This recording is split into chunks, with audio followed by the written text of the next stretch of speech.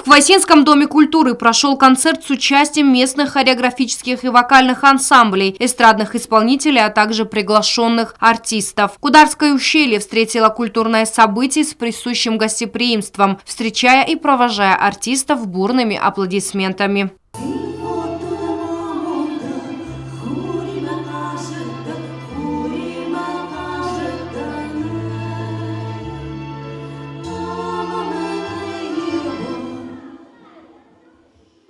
С особым трепетом зрительный зал наблюдал за исполнением осетинских национальных танцев, грациозных и завораживающих. Концерт как на одном дыхании зарядил зрителей позитивом, подтверждением чему являются их улыбки.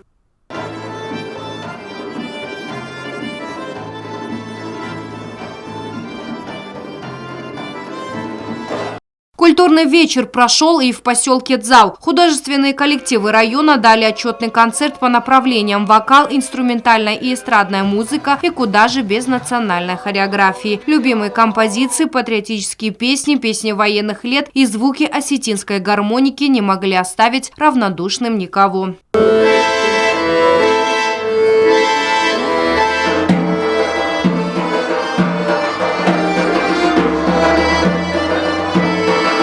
Отточенные движения, музыка и творческая энергия артистов, буквально проживающих каждый номер, наполнили зрительские сердца предсказуемой радостью, только дающие первые шаги в сценическом искусстве. Особое восхищение смогли вызвать юные исполнители, только делающие первые шаги в сценическом искусстве. Поделиться сном everyday, перетаги дыши музыкально зло, я тону в этой саге, пока ты не тону дров. На концерте также прозвучали современные эстрадные и национальные композиции в исполнении обладающих зрительской любовью вокалистов.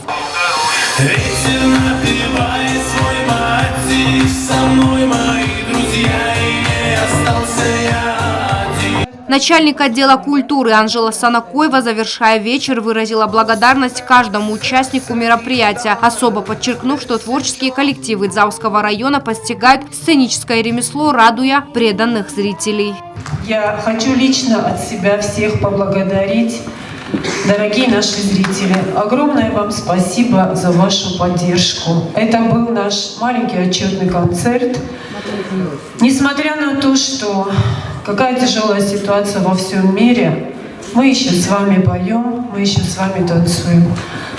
И я надеюсь, что в ближайшее время все это закончится. Жала Дом культуры, Хоцея Дом культуры, музыкальной школе огромное спасибо и Квасинскому городскому Дому культуры. Мы продвигаемся вперед, мы будем еще работать. Отчетный концерт подтвердил необходимость подобных культурных мероприятий в целях развития творческих коллективов и продвижения национального искусства. Агунда Губозова, Арнольд Харебов. Информационный выпуск сегодня.